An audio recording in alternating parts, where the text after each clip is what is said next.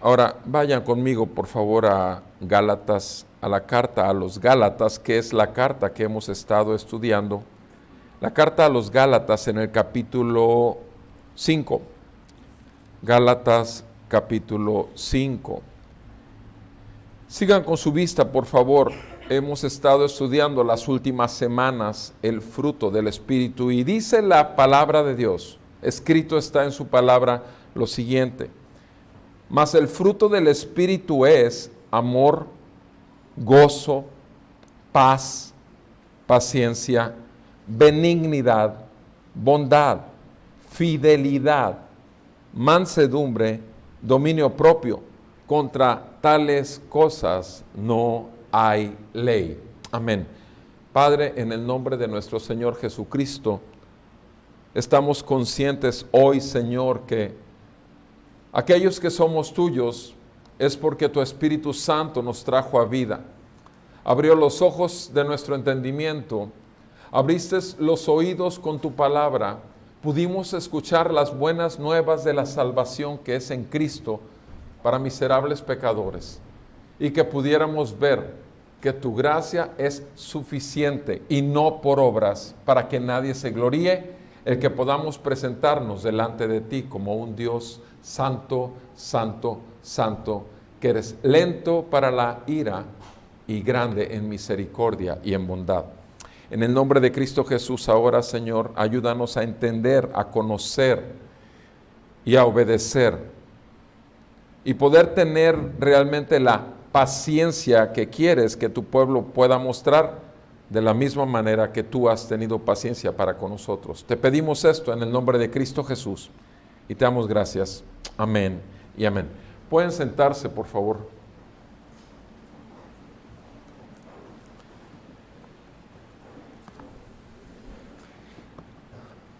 Quisiera el día de hoy hablar del fruto que corresponde, y el fruto que corresponde es la paciencia. Hemos estado hablando de lo que es el amor como fruto del Espíritu Santo, el gozo y la paz.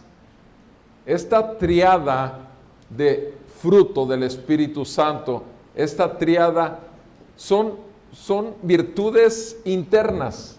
El amor, el gozo y la paz es algo interior. Pero ahora vamos a seguir con una segunda triada. Y esa triada es, el primero de ellos, paciencia, bondad y benignidad. En esta otra triada ya no nada más es algo interno, sino que es obviamente manifiesto delante de los ojos de los demás. La paciencia. La paciencia, la gente se da cuenta si la tenemos o no la tenemos, igual que la bondad y la benignidad. Así que por eso es una segunda triada, estoy diciendo, pero es el mismo fruto que produce el Espíritu del Dios viviente que está dentro de nosotros. Ahora, antes de entrar en detalle al estudio de lo que es la paciencia, quisiera darle algunos conceptos humanos de gente que ha tratado de decir qué es la paciencia, y ahorita vamos a ver cómo vamos a estudiar nosotros. Pero, por ejemplo, un diccionario dice que la paciencia es aquella actitud que lleva al hombre a poder soportar dificultades para conseguir algún bien. La actitud del hombre a poder soportar dificultades para conseguir un bien. Oponerse, también hay otra definición, oponerse al sufrimiento y no dejar dominarse por él. Oponerse al sufrimiento, no dejar dominarse por él. La palabra paciente, ustedes saben que es así como los médicos también les llamamos a los que están en el hospital, porque la palabra paciente, de hecho, en el latín tiene también que ver con la palabra, con el significado de sufrir. Por eso se le llama paciente a los que están en hospital, por el sufrimiento que conlleva. Aristóteles, un filósofo, dijo que es el equilibrio para oponerse a las emociones fuertes generadas por una desgracia. Sí. El equilibrio para oponerse a las emociones fuertes generadas por desgracia. Y Tomás de Aquino, un santo, uno de los primeros padres, vamos a hablar de la iglesia primitiva, Santo Tomás de Aquino nos dijo que la paciencia es una virtud que se relaciona con otra virtud, la virtud de la fortaleza, que impide al hombre distanciarse de la recta razón iluminada por la fe para sucumbir a dificultades y tristezas. Para sucumbir a dificultades y tristezas. ¿Se fijan cómo este último concepto ya habla de qué? De fe y de fortaleza, ¿sí? Entonces, bueno, vamos a revisar entonces este tema de la paciencia con 4 palabras para que hacerlo un poco didáctico. Vamos a hablar de 4 palabras: qué, cuándo, para y cómo. 4 palabras. ¿Qué? ¿Qué es la paciencia? Y después de ver qué es lo que estamos haciendo ahorita, el qué es la paciencia, ya estamos hablando que es una fortaleza, ya estamos hablando que hay un factor de fe, ya estamos hablando que es una resistencia al sufrimiento o algunas emociones. Ese es el qué. Pero ahora vamos a ver también el cuándo, el para y el cómo. Y ahí quisiera detenerme por más tiempo, porque el concepto de paciencia para ti puede ser sencillo el pensar que cuando estás en el banco y tienes 35 números por delante en la pantalla, ¿sabes a qué me refiero cuando hablo de paciencia? Sabes también que cuando estás en la avenida Hidalgo atorada y ves que la fila está larga porque hubo un accidente a 8 o 10 cuadras y no alcanzas a verlo, y sin embargo ya llevas 15 minutos parado y no avanzas. Ya sabes a qué me estoy refiriendo con eso de la paciencia. Pero también lo sabes cuando a tu hijo le has dado una y otra oportunidad y sin embargo sigue reprobando y sigue faltando a sus tareas y a sus compromisos con la escuela. También ya sabes a qué me refiero. Y obviamente si estás casado con un hombre como yo, como mi chula amada, pues sabes después de 34 años también que las chanclas por ahí se van a quedar tiradas. Y qué paciencia ha tenido mi amada, mi chula esposa, porque la paciencia implica muchos aspectos. Pueden ser cosas muy simples y sencillas como esto último, pero pueden ser también cosas muy serias, como el hecho de que estés bajo un tratamiento de una enfermedad incurable que tiene ciertas posibilidades y simplemente quisieras saber para qué estás en esa enfermedad. Si estás para que al último el Señor te sane y sea glorificado de esa manera, o al final te va a llevar a los brazos del Señor. Déjenme decirles también en cuanto al que en los últimos 15 años hay 3 cosas que han estado gobernando mi vida como creyente. Una de ellas es estar reconociendo que Dios ha sido tan paciente conmigo y con la iglesia, o todos aquellos llamados cristianos. Y digo llamados cristianos con toda la intención, porque hay gente que se llama cristiana sin serlo. Qué paciente ha sido el Señor en estos tiempos con su iglesia. Qué paciencia ha tenido el Señor cuando en realidad hay gente o iglesias que se llaman, o congregaciones que se llaman a sí mismo cristianas, cuando en toda la hora el nombre de Jesucristo jamás es mencionado. Qué paciente ha sido realmente. Esa es una de las cosas que me quiebra mi corazón, saber cuánto nos ha aguantado el Señor. Cuando este mundo, no la sociedad que anda con las ideologías de género, no la cuestión de la eutanasia y la cuestión de tantas leyes que se están aprobando, obviamente que van en contra totalmente de Dios. No, es eso no, la iglesia. Los hijos de Dios, los que abren la escritura y la escuchan cada fin de semana, porque entre semana no tienen tiempo, el mundo los consume. Esa es una de las cosas. El primer punto es eso, cuánta paciencia ha tenido el Señor. La segunda cosa es esta, la segunda cosa es que en los últimos 5 años ha estado mucho dominando mi mente, que el Señor no tarda ya más su venida. Tengo como 5 o 7 años, que ha estado muy fuerte en mí, que el Señor no tarda ya su venida. No tarda más. Y eso me hace vivir cada día pensando que en ese momento el Señor me va a llamar a su presencia o va a venir por mí. Y estoy hablando obviamente en cuanto a todos los creyentes. Deberíamos estar con esa expectativa diaria de que el Señor viene pronto. El Señor está anunciándose desde la antigüedad y obviamente viene. No es que no va a venir, sí viene y viene pronto. Y obviamente la tercera cosa es, ¿en qué estás gastando tu vida? ¿En qué estamos gastando nuestra vida? ¿La estamos gastando verdaderamente de la misma manera que el Señor la gastó? Son tres cosas que en lo personal, repito, gobiernan mucho mi vida, y es a partir, creo que, de las Escrituras. Ustedes saben que en la palabra de Dios tenemos ejemplos de hombres pacientes. Tenemos, por ejemplo, dos personas muy conocidas en la Escritura, Antiguo Testamento. Uno sería José. José, a sus 17 años aproximadamente, recibió unos sueños. Sin embargo, esos sueños, ¿cuánto tiempo después se hicieron realidad? Estamos hablando de que como a los 34, 37 años después, 20 años tuvieron que pasar prácticamente para que estos sueños que el Señor puso en él se hicieran realidad. 20 años en la vida de José. Y tuvo que pasar, obviamente, el desprecio de sus propios hermanos, quienes lo metieron en un foso para que por ahí alguna fiera pasara y se lo comieran.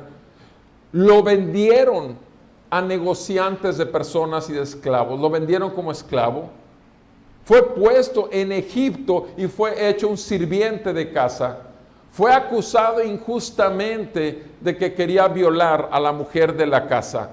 Fue puesto en la cárcel y después de 10 años, fue puesto en eminencia, siendo el que controlaba todo ese país, todo el gobierno. Faraón se lo entregó totalmente como administrador. Pero fíjense todos los años que tuvieron que pasar, y en todo, si ustedes revisan la vida de José, paso a paso, nunca se quejó. Fue un hombre paciente. Sabía que el Señor estaba con él. Aun cuando le hicieron, nunca regresó mal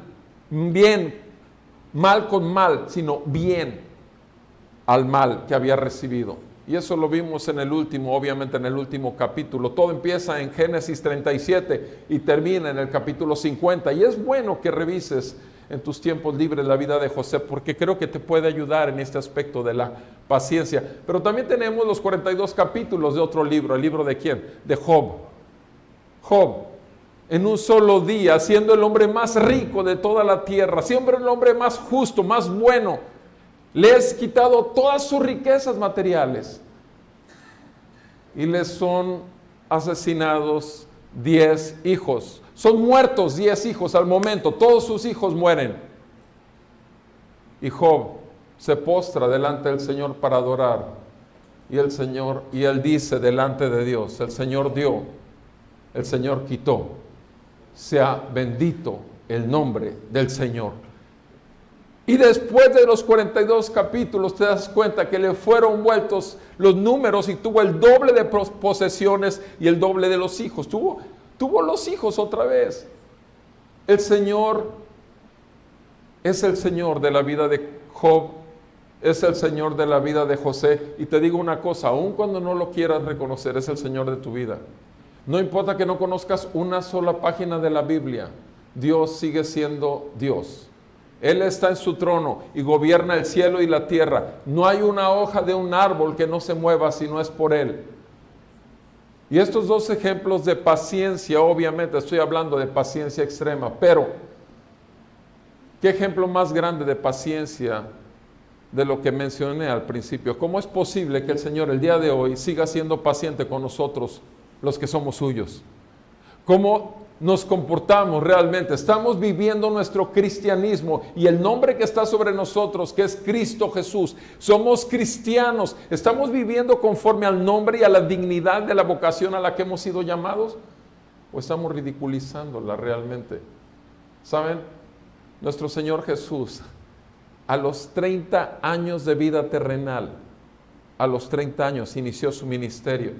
3 años se dedicó intensamente a proclamar que el reino de los cielos se había acercado. Por tanto, el mensaje era el mismo que Juan el Bautista. Marcos 1:15 dice que el Señor Jesús dijo: El reino de los cielos se ha acercado. Por tanto, arrepiéntanse de sus pecados y crean en el Evangelio, las buenas noticias de la salvación. Los 14 versículos anteriores es Juan el Bautista dando el mismo mensaje, arrepentimiento. Y todo el mundo corría a él, todo el pueblo, todos los que lo escuchaban salían e iban para ser bautizados, para arrepentimiento de pecados. Nuestro Señor dejó toda su gloria. Nuestro Señor, el Hijo de Dios, por el cual fue hecho los cielos, la tierra y todo lo que vemos y lo que no vemos, por la palabra de Dios, el verbo de Dios, el Hijo de Dios, fueron hechos los cielos y la tierra. Y la cosa es esta: dejó toda su gloria, se humilló hasta lo sumo, vino y se hizo siervo de todos. Y tuvo que esperar 33 años para regresar. Y en Juan 17 se ve que ya Él está listo. Y ahora sí le dice al Padre: regrésame a la gloria que yo tenía contigo desde el principio. Eso se llama paciencia. Y no nada más paciencia de encontrarse en un mundo que lo está totalmente agrediendo, afligiendo, negando su deidad, porque es Dios hecho hombre. Pero también el hecho es de haberse ido y enviado otro consolador, como nos lo hizo con su Santo Espíritu, y el haber puesto dentro de nosotros, ¿qué puso? Su naturaleza divina. El Padre, el Hijo y el Espíritu Santo están dentro de nosotros. Entonces, si dice la palabra en Romanos 2:4, vayan conmigo por favor a este pasaje, Romanos 2, versículo 4. Dice la palabra del Señor así, Romanos 2, verso 4. ¿Acaso tienes en poco, o sea, menosprecias las riquezas de su bondad, tolerancia y paciencia? Menosprecias las riquezas de su bondad, tolerancia y paciencia, ignorando que la bondad de Dios te guía al arrepentimiento. La bondad de Dios te guía al arrepentimiento. Mira, tú puedes hablarle a la gente y decirle que necesita a Cristo porque va al infierno. Si tú predicas a Cristo por miedo al infierno, va a tener y va a decirte que ya es cristiano por miedo al infierno. Pero la verdad de las cosas es que solo la benignidad, solo la bondad, solo la tolerancia que ha tenido con miserables pecadores como tú y como yo, es lo que nos debe quebrantar. Toda su bondad, toda su paciencia, su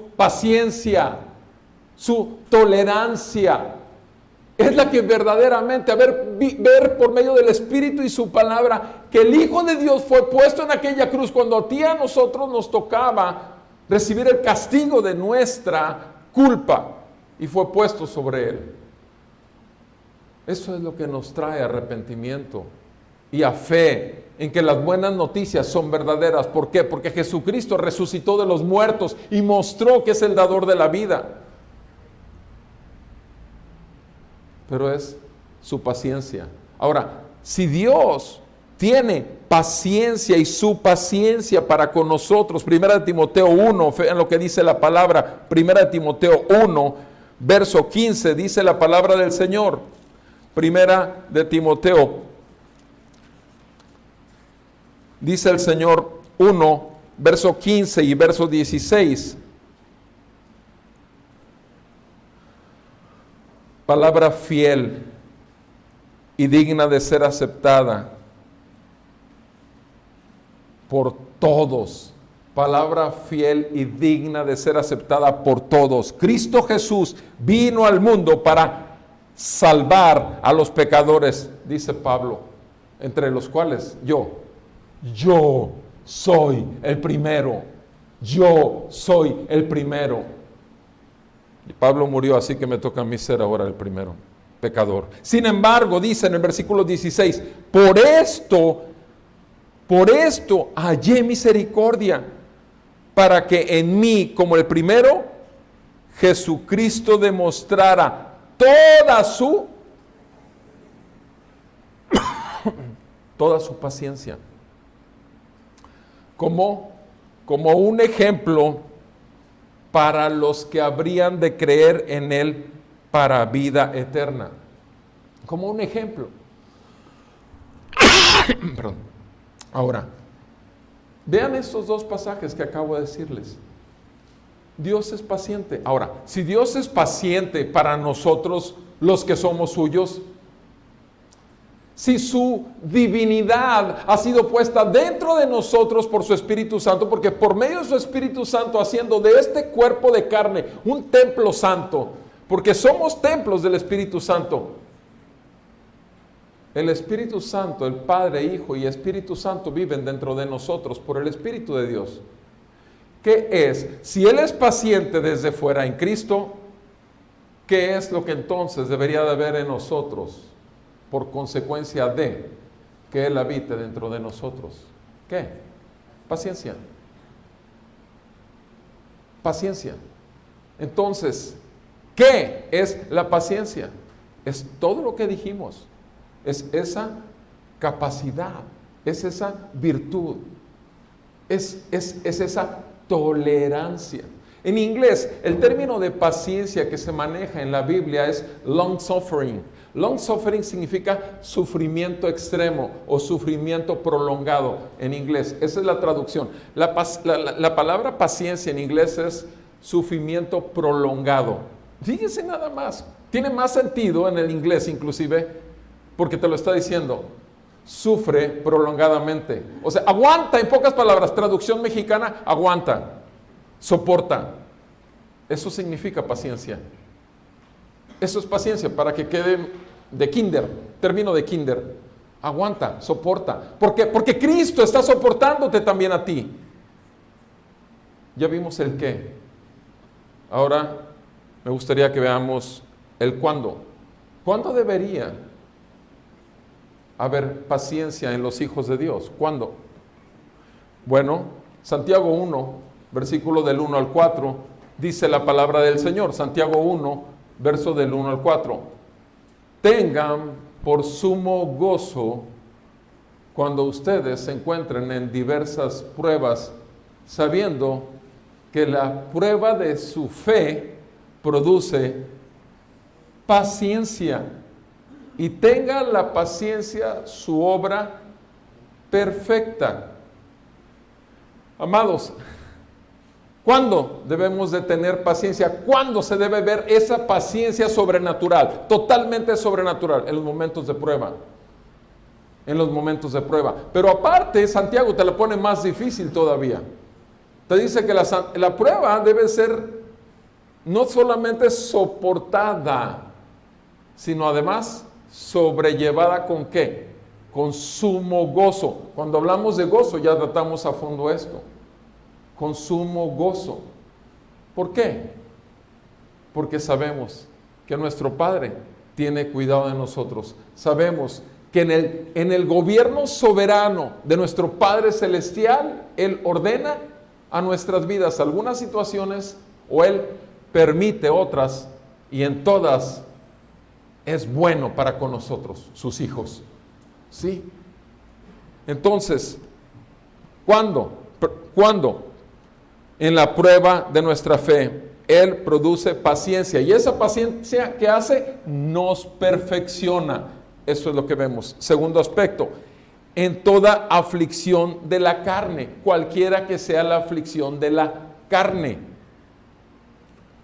Nosotros, dice Romanos 8, 28 y 29, que dice, aquellos que aman a Dios, todas las cosas son usadas para nuestro bien. Aquellos que hemos sido llamados. O sea, no es para todo mundo. No se lo vayas a decir al vecino que es brujo, porque es tu amigo, pero es brujo.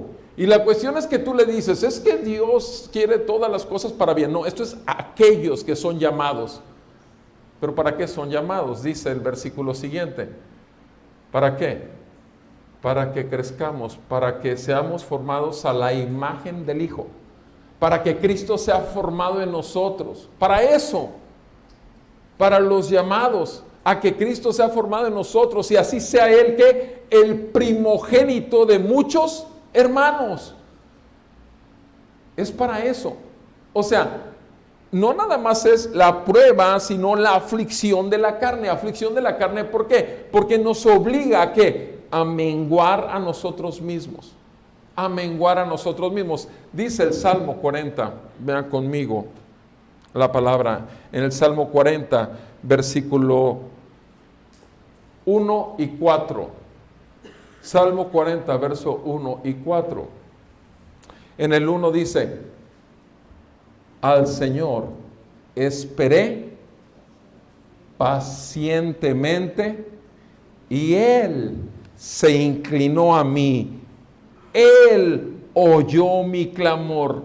Él me sacó del hoyo de la destrucción, del lodo cenagoso. Él asentó mis pies sobre una roca y afirmó mis pasos. Él puso en mi boca un cántico nuevo, un cántico de alabanza a nuestro Dios. Muchos verán esto y temerán y confiarán en el Señor por el testimonio de vida que tú y yo damos. Pero fíjense lo que dice ahora, repito el versículo 4. Cuán bienaventurado, qué feliz es el hombre que ha puesto ¿quién? Que ha puesto en el Señor su confianza, en el Señor. Y no la ha puesto ¿en quién? En su carne. No la ha puesto en su intelecto, en sus capacidades, pero tampoco la ha puesto en sus grandes amigos, que tienen a lo mejor los recursos económicos, que tienen a lo mejor los argumentos más sabios para darte un consejo mundano, carnal. Dice aquí, no se han vuelto ¿a quiénes? A los soberbios, ni a los que caen ¿en qué? En falsedad. Amado, ¿cuántas veces te has vuelto a buscar primeramente? Ves el problema que te viene y lo tienes encima. ¿Y a quién buscas primeramente? Al que tiene recursos económicos, al que ya tiene mucha experiencia en esos problemas. Y quieres que te saque él. Y es un soberbio. Es más, tú vas a hacer una medallita más que se va a colgar en el cuello. No, amado, si eres un hijo de Dios, tu confianza está puesta en Dios. Y al que debes esperar, así dice el salmista. ¿A quién? El versículo 1. Al Señor esperé pacientemente, pacientemente. ¿Te fijas? No vas buscando las cosas del mundo, no, dejas que Dios haga su obra en ti. No los soberbios ni los que caen en falsedad. Entonces el segundo aspecto que dije es cuando en toda aflicción de la carne y confiando que Cristo sigue siendo formado en nosotros. Tercero, en el amor del Señor. En el amor del Señor, para que siga Él usando a nuestros hermanos. En Filipenses 4, del 1 al 3, nos dice la palabra de Dios que debemos de llevar las cargas los unos de los otros, que debemos de soportarnos, aguantarnos, tener tolerancia unos por otros a los hermanos en la fe. Amado, se siente mal uno cuando una persona te lastima o te hace una mala jugada, pero peor se siente que alguien sobre el cual ha sido invocado el nombre del Señor Jesús te clave una puñalada por la espalda. Se siente peor. Pero tú sabes que tanto a uno como al otro el Señor te dice, ámalos, ámalos. Y si te pide tu enemigo de beber, dale de beber. Y si te pide tu enemigo de comer, dale de comer. Y haciendo esto, dice la palabra en Romanos, ascuas de fuego acumulas sobre su cabeza. Mío es el juicio, dice el Señor, yo juzgaré. Si el Señor tiene tanta paciencia para con nosotros y nos ha perdonado y nos sigue aguantando, ¿por qué no vamos a hacer lo mismo con los demás? Entonces, ¿cuándo se debe de ver el fruto del Espíritu Santo en nuestro interior, en nuestras vidas como testimonio? Soportándonos unos a otros. Pero es que este hermano es fastidioso, pero es que este hermano es medio raro, pero es que este hermano es bien, lo que sea. Ponle el adjetivo que quieras. ¿Y tú cómo eres? O sea, habrá otros también que digan lo mismo de ti. Amados, es la verdad. ¿Cuándo debe de verse la paciencia en nosotros? Soportándonos unos a otros. soportándonos unos a otros, obviamente en el amor del Señor, que siga Dios usándolo para nuestros hermanos. Siguiente aspecto, el cuarto aspecto, en la madurez que el Señor quiere provocar y la santificación de la verdad para que su obra siga siendo perfeccionada en nosotros. ¿Qué dice Segunda de Tesalonicenses 1? Segunda de Tesalonicenses, capítulo 1, verso 3 y 4, dice la palabra del Señor. Segunda de Tesalonicenses 1, verso 3 y 4. Pablo, Silvano y Timoteo les escribe a la iglesia de los tesalonicenses: en Dios nuestro Padre, en el Señor Jesucristo. Gracia y paz de parte de Dios al Padre y del Señor Jesucristo. Versículo 3. Siempre tenemos que dar gracias a Dios por ustedes, hermanos, como es justo, porque su fe aumenta grandemente y el amor de cada uno de ustedes hacia los demás abunda más y más. Fíjense las dos cosas que dice. La fe aumenta en ustedes y la segunda cosa, amor unos por otros. De manera que, versículo 4, de manera que nosotros mismos hablamos con orgullo de ustedes entre las iglesias de Dios. ¿Por qué? ¿Qué es lo que produce esta fe y este amor? ¿Qué es lo que conlleva? ¿Por qué? ¿Cómo se puede dar el apóstol Pablo cuenta de ese amor y de esa fe? Por la paciencia y perseverancia que han tenido ellos. Dice aquí, hablamos de orgullo de ustedes entre las iglesias por su perseverancia y fe en medio de todas las persecuciones y aflicciones que soportan. Perseverancia y fe, paciencia y fe, paciencia y fe en todas las aflicciones que soportan. Repito, el Señor va a estarnos santificando y va a utilizar diferentes medios. El siguiente aspecto de cuándo, obviamente en la esperanza de su llegada. En Romanos 15:4 nos dice que estas palabras nos dan la certeza y nos ayudan a sostenernos hasta esperando su llegada. ¿Sabes? El Señor viene. El Señor viene. En Romanos 15:4 nos dice que estamos seguros y nosotros tenemos que esperar que Él llegue. ¿Y cómo nos debe hallar? Firmes en Él, firmes en Él. Y obviamente, 1 Corintios 15 también nos enseña otro cuándo. El final de los tiempos, en la derrota de Satanás y del último enemigo a vencer, la muerte. Estos son tiempos, son cuando la paciencia realmente, hasta ese tiempo debe de mantenerse, porque la tenemos la oportunidad de producir paciencia, no nosotros, sino el Espíritu Santo que está en nosotros. Entonces, ese debe ser nuestro anhelo y nuestra oración. Cuando tienes problemas en estas áreas, pídele al Señor que te dé eso que no tienes, que no puedes soportar, que no puedes enfrentar la situación. Pídele al Señor y te va a dar con abundancia. Ya vimos el qué y ya vimos el cuándo. Veamos el para. ¿Qué es lo que va a producir, lo que va a resultar? Ya mencionamos algunas cosas como la fe. Pero, número 1, nuestra paciencia produce fruto que glorifica su nombre. ¿Por qué? Porque ya lo leímos en el Salmo, que muchos verán esto y que confiarán en Él. Se darán cuenta que es algo que no puede ser de nosotros, pero que va a confirmar todo lo que nos han oído hablar del Señor Jesús y de su palabra. ¿Sí? Entonces, el fruto que hay de esta paciencia es obviamente más almas, gente que confía, porque esto es gloria para Él. ¿Qué más? ¿Para qué es esta paciencia? Porque la paciencia nos da oportunidad, como vimos en el Salmo 40 también. ¿Qué dice Él? Puso un cántico, ¿se acuerdan? Un cántico nuevo. Habrá acciones de gracias. Obviamente la situación de conflicto no nos detendrá en el servicio del Señor, no nos detendrá de llamarnos cristianos, al contrario, Adoraremos al Señor y cantaremos al Señor. Y nosotros, como quiera que sea, con acciones de gracia, servicio, con adoración, con dádivas, con generosidad. No importa, estamos en la peor situación económica y seguimos ofrendando. Estamos con deudas hasta el cuello, pero seguimos ofrendando. Eso es producto de la paciencia, es un fruto de la paciencia, sabiendo de quién proviene tu sustento en todas las áreas de tu vida, no solo en la económica. ¿Sí? Acciones de gracias. ¿Qué otra cosa produce como fruto? Obviamente una adoración que es en espíritu y es en verdad. Porque ¿quién puede en su mayor aflicción, en su momento más negro de su vida, quién puede realmente cantar al Señor?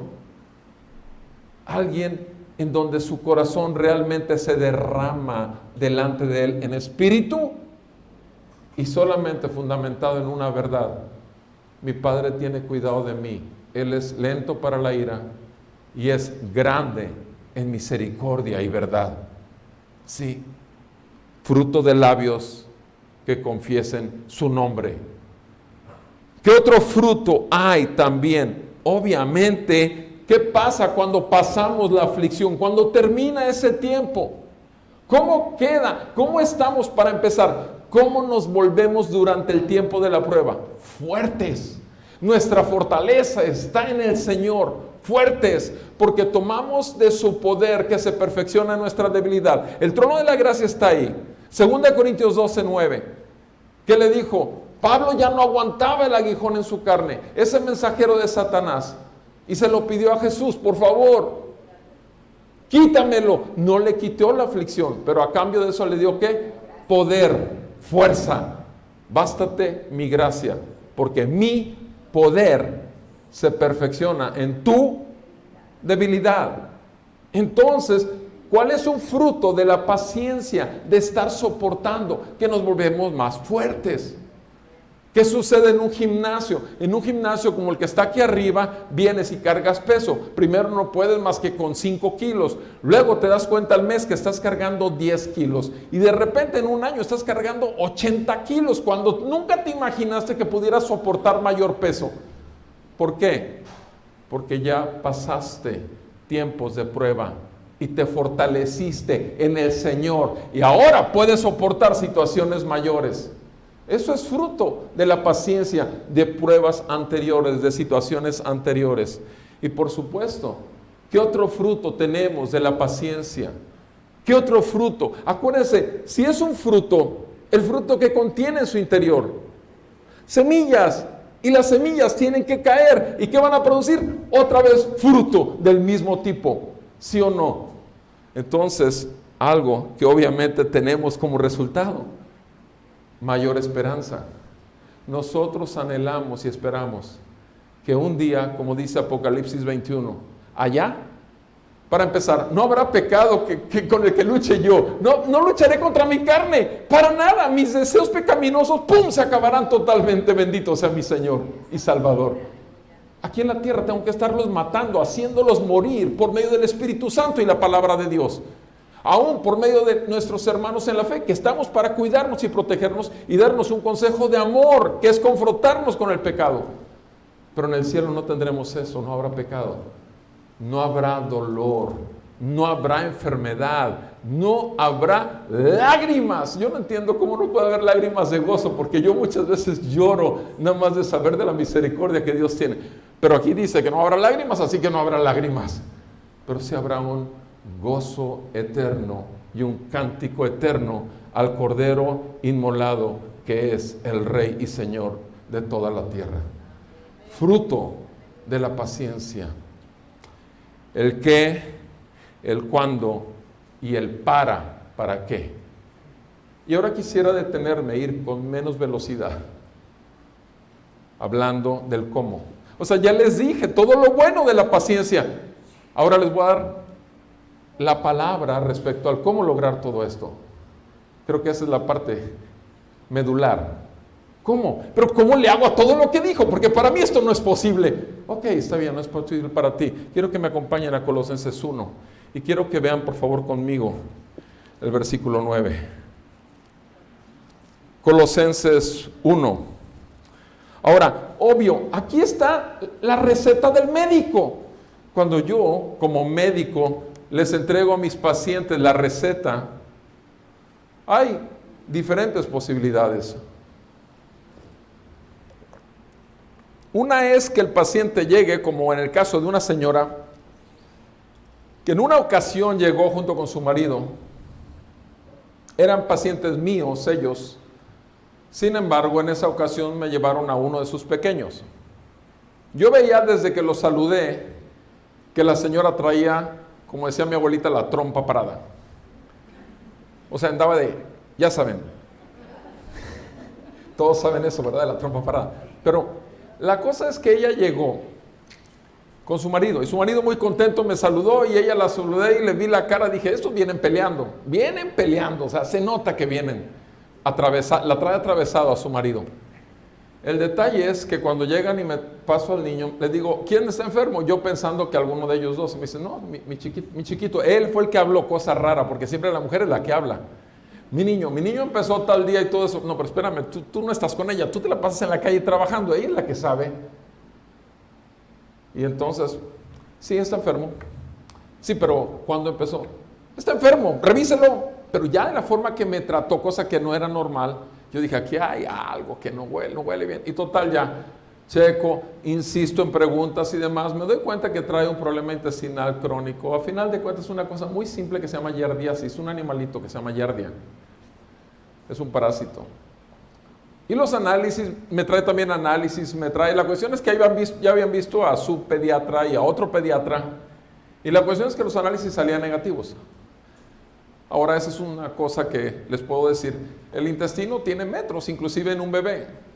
Pero sin embargo, a la yardia se le ocurre vivir en los primeros centímetros del intestino. Si no hay muchas, no se van a detectar nunca. Y sin embargo, los síntomas los sabemos porque nos enseñaron eso en la clase de pediatría. Entonces, lo veo, lo checo y demás, y les digo, tiene esto. Y lo primero la señora, ¿pero cómo va a tener eso? A ver, bueno, discúlpeme. Mejor me dicen cómo está aquí la cosa. Entonces él ya la ventanea. Ustedes saben lo que es ventanear a alguien, ¿verdad? Exhibirla. La ventanea y dice, mira, la verdad, Roberto, es que ella no quería venir contigo porque dice que tú no eres pediatra.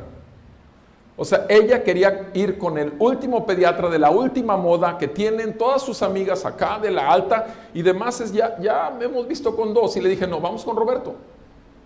Pero es que no es pediatra y además ya me recomendaron otro pediatra y la cuestión es, bueno, le dije, ok, está bien, bueno. En mi sentido clínico tiene esto y creo que esta es la solución. Y le di la medicina, ya, se va. 5 días después, vienen, ahora veo a mi amigo, en lugar de ponerse muy contento, mi paciente muy contento que llega conmigo, viene así con como decía mi abuelita, el rabito entre las patas. Y viene la mujer sonriendo. Dije, mal asunto otra vez. Y viene y me avienta mi receta en el escritorio. No sirvió de nada su medicamento. Así, la avienta y no sirvió de nada. Ahora sí me dice usted, por favor, una pregunta nada más tengo. ¿Cuándo se acabó el medicamento? No, si tiene más de medio frasco. 5 días. Bueno, la medicina contiene tantos mililitros y yo le pedí que le diera cada 8 horas y estos mililitros son equivalentes a tanto y por lo tanto usted se tuvo que haber acabado el medicamento hoy en la mañana. El frasco duró nada más hasta hoy en la mañana. Si usted, porque la segunda pregunta es, ¿cuándo se lo empezó a dar usted? El día que salimos de consulta se lo compré y se lo empecé a dar. Y sin embargo tenía más de medio frasco, 3/4 de frasco. ¿Cuál era la respuesta entonces? ¿Cuál era la situación? La señora no usó el medicamento porque al final de cuentas su marido se iba a trabajar. ¿Por qué no usó el medicamento? Porque tampoco tenía confianza en el médico general que no era capaz de atender a un bebé, a un niño. Entonces, al final de cuentas, ¿qué pasa? Le dije, mire, ¿sabes qué? Primeramente le demostré delante del marido y su marido se dio una enojada que yo lo que iba a provocar ahí era un conflicto de matrimonio que dije, no me meto aquí, no, mira, olvídate, mira, vamos a hacer esto. Llévenlo con el pediatra ese que le recomendaron. Pero la verdad es esto. Pero es que si es la medicina que se la tome bien y no, olvídate ya, mejor vamos a hacer las cosas a su manera. Que vaya con el doctor. Y no, pero ¿cuánto te debo? No, nada, es más, mira, te regreso el dinero de una vez de la receta de la pasada, porque este dinero ni siquiera lo usaron. O sea, mi receta la tiraron a la basura, aquí está tu dinero. Después de unos días el señor viene solo y nada más viene a avisarme.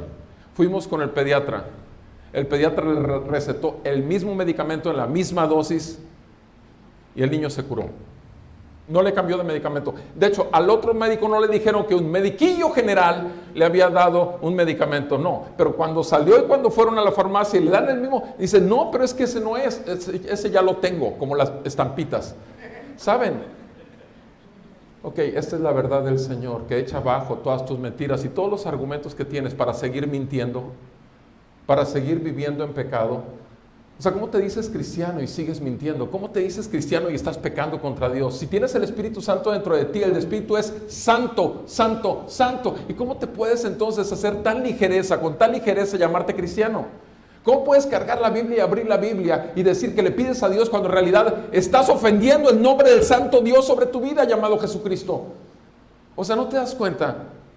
No se puede jugar a ser cristiano, o se es o no se es. Y si se dice que estoy en Él, pero sin embargo sí estoy, pero no estoy al mismo tiempo, lo único que acarreas es juicio sobre tu cabeza y disciplina de parte del Señor, porque el Señor al que ama, disciplina y azota a todo aquel que recibe por hijo. Hebreos 12, léelo con detenimiento. Dice la palabra del Señor ahí, en Colosenses 1:9. Por esta razón también nosotros, Pablo le está escribiendo a Timoteo acerca de la iglesia que le toca pastorear Timoteo. Por esta razón también nosotros, desde el día que lo subimos, no hemos dejado de orar. No hemos dejado de orar por ustedes y de rogar que ustedes sean llenos del conocimiento de su voluntad. Primera parte de la receta. ¿Cómo vas a soportar con paciencia la aflicción si no conoces su voluntad? Porque no abres la Biblia más que cada domingo. Número 1, conocer su voluntad implica abrir la Biblia, leer la Biblia, meditar la palabra de Dios, digerir la palabra o aún lo indigerible, lo que no me cae, que el Señor me ayude, porque ya tengo el Espíritu Santo que me lo va a traducir en una verdad y que se siembre en mi corazón, porque el Señor nos dio un corazón de carne para escribir en él sus mandamientos, estatutos y decretos, pero nos arrancó el corazón de piedra si es que, como dice Pablo, tenemos el Espíritu Santo en nosotros. No hemos cesado de orar y de rogar para que ustedes sean llenos del conocimiento de su voluntad en toda sabiduría y comprensión espiritual. Segundo aspecto, no nada más se trata de conocer su voluntad, sino además esa voluntad la tenemos que conocer con toda sabiduría y comprensión espiritual. Toda sabiduría. ¿Cuál es el principio de la sabiduría? El temor del Señor, correcto. ¿Tienes temor de Dios? Claro. ¿Tienes temor a que Dios te reprenda y te discipline? Claro. Por cuanto tienes temor de que te discipline a ti o discipline a tus hijos por tus pecados, como lo pasó con David, por eso mejor disciernes bien la voluntad con toda sabiduría, temor de Dios. Pero también, aparte de temor de Dios, que es sabiduría, ¿qué más? Comprensión espiritual. Tienes que comprender que hay una guerra, que hay espíritus inmundos y que el diablo es un mentiroso y un engañador. Y que el diablo es engañador porque estamos en un ambiente espiritual. Este lugar está lleno de demonios, y no lo dije por ustedes, perdón. Lleno de demonios que están aquí, lo que quieren es volverte a engañar a ti y hacerte volver al viejo hombre, a tu antigua manera de vivir. Y la verdad está en ti. La verdad la tienes porque es un espíritu ¿de qué? De verdad. Espíritu que te dirige a toda verdad. Entonces, segundo aspecto, con toda sabiduría y comprensión espiritual. Tercer aspecto, ¿para qué? Para que anden como es digno del Señor. Entonces, ¿qué tenemos ahora? Tercer aspecto, una conducta digna. ¿Qué importancia tiene una conducta digna? La primera parte que dije de la receta implica temor.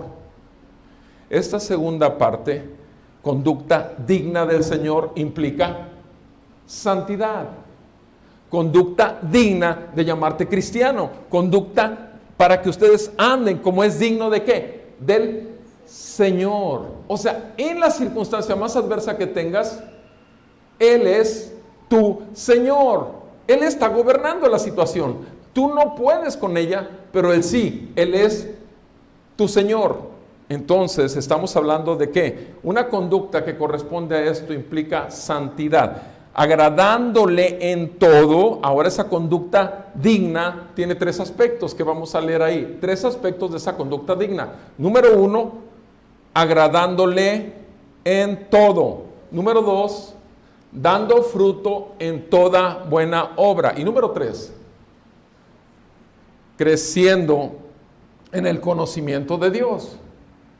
Creciendo en el conocimiento de Dios. ¿Ok? Agradándole. O sea, no buscar agradarte a ti. Tú no vas a buscar. O sea, Cristo Jesús no buscó agradarse a Él. En todo obedeció a su Padre. En todo. Hasta la cruz. Por tus pecados murió en tu lugar y mi lugar murió. Recibió el santo juicio de Dios. En la cruz, Dios mío, ¿por qué me has abandonado? Por ti y por mí. Agradándole en todo, llevando fruto en toda buena obra. Métete en aquellas cosas que produzcan un fruto, que glorifique su nombre, pero evade aquellas otras que te van a meter en problemas con el Señor. Y la tercera cosa es, crece en el conocimiento de Dios. En tanto tú empieces a caminar y sigas caminando así, vas a crecer aquí en el conocimiento que se va a volver vida en ti, la vida de Cristo, porque el Santo vive en ti. Siguiente versículo 11. Fortalecidos con todo poder. Este versículo es el central de todo el pensamiento que estamos revisando, así que pon mucha atención. Fortalecidos con todo poder. Fortalecidos con todo poder. Ya hablamos de que había un fruto, fortaleza. Sí, pero es un poder sobrenatural totalmente. Fortalecidos con todo poder. Según la potencia de su gloria. ¿Para qué? Para obtener algo. ¿Qué es lo que estamos buscando obtener? ¿Qué quieres obtener? ¿Qué digamos? ¿Cuál iba a ser la receta de qué? ¿De la qué? ¿Cómo obtener qué? Paciencia. ¿Cómo obtener perseverancia? Aguante. Capacidad de soportar. ¿Cómo? ¿Te fijas?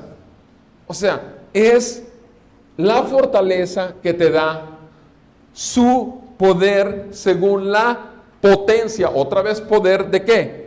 De su gloria. Su gloria. Él vive en ti. Tú eres esperanza de gloria para muchos. El mismo Rey, creador de todo el universo, está viviendo en ti y te está fortaleciendo en todas las debilidades que tú puedas reconocer delante de Él. Pero en tanto que tú no reconozcas la necesidad de su gracia, tú no vas a crecer en la gracia de Dios. ¿Queda claro? O sea, conocer su voluntad, Biblia, toda sabiduría y comprensión espiritual, temor, conducta digna del Señor, santidad, agradándole en todo, produciendo fruto, aumentando en el conocimiento de Dios y fortalecidos con todo poder para obtener lo que estamos buscando, perseverancia y paciencia. ¿Qué es lo que hace esto? Lo muestra delante de todos. Entonces esto implica testimonio, testimonio, testimonio. Ahora vean lo que dice ahí, volvemos al versículo 11. Para obtener toda perseverancia, ¿qué? ¿Con qué dice? ¿Con qué? Otra vez estamos igual que en Santiago 1, ¿verdad? Hermanos míos, tengan sumo gozo cuando ustedes se hallen en diferentes pruebas, sabiendo que la prueba de su fe produce paciencia, y tenga la paciencia su obra completa para que no les falte cosa alguna. Sí. Amados, gozo, sí podemos vivir en el gozo con su poder. Pero todos estos ingredientes son parte de la receta. ¿Quieres tener resultados? Aplica la voluntad de Dios y echa a un lado todos tus argumentos. 2 Corintios 10 dice que debemos de derribar argumentos y fortalezas que se levantan en contra del conocimiento de Dios y llevando cautivo todo pensamiento en obediencia a Cristo, porque nuestra lucha no es contra carne ni sangre, sino contra huestes de maldad en los lugares espirituales, en los lugares celestiales. Amados, esta es la verdad del Señor. Y termina esa parte, versículo 12. ¿Cuál es el resultado? Gracias. Dando gracias al Padre que nos ha capacitado. ¿Qué implica capacitación? Poder. Damos gracias al Padre que nos ha capacitado para compartir, ¿qué? La herencia de los santos en luz. Él nos ha capacitado, Él nos ha hecho posible que demos testimonio y por lo tanto nuestro agradecimiento a Él es un acto de ¿qué? De adoración puro, en espíritu y verdad. ¿Cómo vamos a obtener paciencia y perseverancia? Solo aplicando su verdad, solo menguando nosotros y humillándonos nosotros y solo buscando una sola cosa, que el Hijo sea exaltado y que el Padre sea glorificado a través de este miserable pecador, pero vaso de barro, donde la abundancia y las riquezas de su poder son por su Espíritu. Es lo que somos, vasos de barro. Que el Señor quebrante estos vasos de barro con tal de que el mundo pueda ver la herencia de los santos en luz. ¿Por qué? Porque Él nos sacó, y eso es lo que dice versículo 13, Él ya nos libró del dominio de las tinieblas y nos trasladó al reino de su Hijo amado. Amén. Oremos.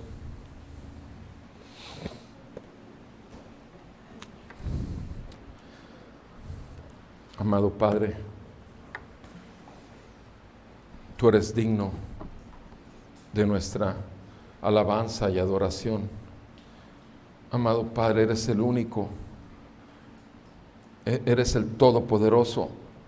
Señor, henos aquí totalmente desnudos, porque tu palabra, como lo leímos al principio en Hebreos, es una espada de dos filos que atraviesa y rompe y exhibe nuestras conciencias y exhibe en lo más profundo de nuestros pensamientos y nos hace ver que un día habremos de dar cuenta delante de ti. Por favor, Señor, ten misericordia de tu pueblo, ten misericordia de tus hijos, ten misericordia de nosotros, Señor, los llamados cristianos, y aún ten misericordia de los amigos que nos visitan y que no te conocen, que puedan ver su necesidad de salir de la esclavitud, de venir de las tinieblas a tu luz admirable, y que puedan ver las abundantes riquezas de tu gracia y nuestra herencia como santos en luz. Te suplico esto en el nombre de Cristo Jesús.